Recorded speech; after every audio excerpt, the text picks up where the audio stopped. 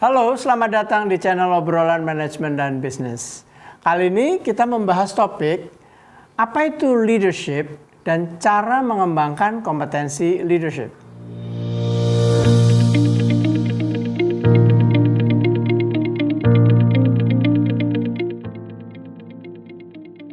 Leadership dalam bahasa Inggris berasal dari kata dasar leads yang artinya memimpin.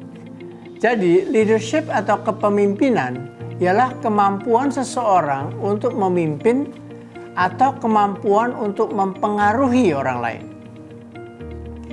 Berbagai bentuk tindakan leadership ialah seperti mempengaruhi atau membujuk orang untuk menjalankan peran tertentu. Kemampuan memotivasi dan menginspirasi orang. Berinisiatif dalam menyelesaikan permasalahan. Melakukan perubahan atau transformasi hingga reformasi. Itu semua adalah contoh aplikasi leadership. Setiap orang memiliki kompetensi dan bakat dalam leadership sejak lahir hingga dewasa. Bakat leadership yang ada pada setiap orang sejak lahir perlu dikembangkan dari waktu ke waktu.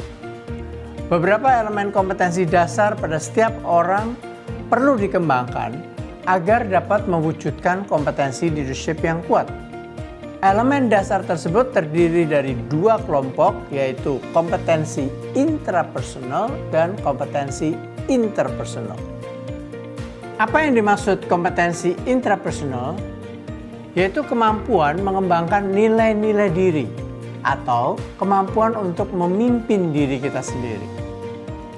Orang pertama yang harus kita pimpin ialah diri kita sendiri.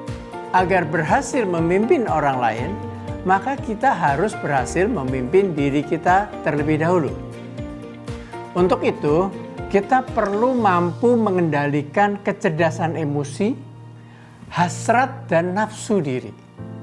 Kita perlu bisa memotivasi diri terlebih dahulu sebelum mampu memotivasi orang lain. Kita juga harus memiliki keyakinan atas nilai-nilai etika tertentu sebelum kita mengajak atau meminta orang lain bertindak atas nilai etika tertentu. Hal ini semua merupakan elemen dasar intrapersonal. Fondasi utama dalam memimpin diri ialah integritas dan etika. Seseorang yang integritas dan etikanya positif akan mampu mempengaruhi orang lain untuk melakukan kegiatan yang positif. Sedangkan seseorang yang integritas dan etikanya negatif akan mempengaruhi orang lain cenderung melakukan kegiatan negatif pula. Contoh pemimpin yang memiliki etika negatif seperti mementingkan diri sendiri.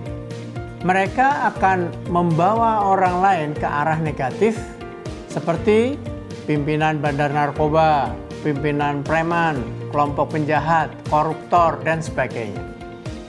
Sedangkan pemimpin yang memiliki etika positif, mereka tidak mementingkan diri sendiri, peduli dengan kondisi lingkungan, jujur, dan mereka akan mengajak dan memberi pengaruh positif terhadap orang lain untuk melakukan kegiatan yang positif, seperti memperbaiki kondisi sosial, membantu tanpa pamrih, melakukan perubahan positif, bekerja untuk kepentingan organisasi dan masyarakat luas secara sungguh-sungguh, dan sebagainya.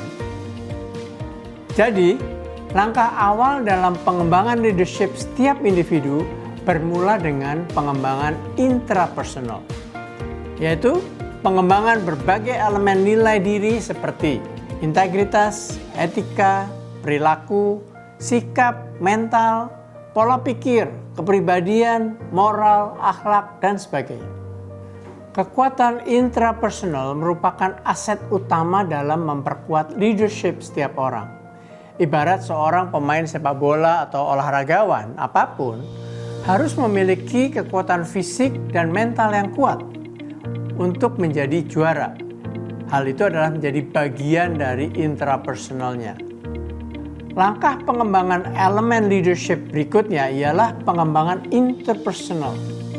Beberapa elemen kompetensi interpersonal ialah seperti communication skill atau kemampuan berkomunikasi yang persuasif dan efektif, memiliki empati dan kepedulian tinggi terhadap orang lain, kemampuan beradaptasi atau menyesuaikan diri terhadap lingkungan, memberi toleransi atas suatu perbedaan, berperan konsisten, fair, adil, transparan, bertindak sebagai role model, memiliki sikap untuk berkolaborasi dan membantu, memberi kepercayaan kepada orang lain, membuat orang lain nyaman untuk berinteraksi, dan beberapa bentuk tindakan lain. Nah, itu sejumlah elemen kompetensi intrapersonal dan interpersonal yang perlu kita kembangkan demi meningkatkan kompetensi leadership. Setiap orang dan khususnya lagi para pimpinan wajib untuk memiliki kompetensi leadership yang kuat guna meningkatkan produktivitas kerja kelompok atau organisasi serta mampu membentuk leader-leader baru di dalam timnya. Demikian penjelasan singkat untuk mengenali kompetensi leadership dan sekaligus mengenali cara mengembangkan kompetensi leadership. Semoga bermanfaat dan sampai jumpa.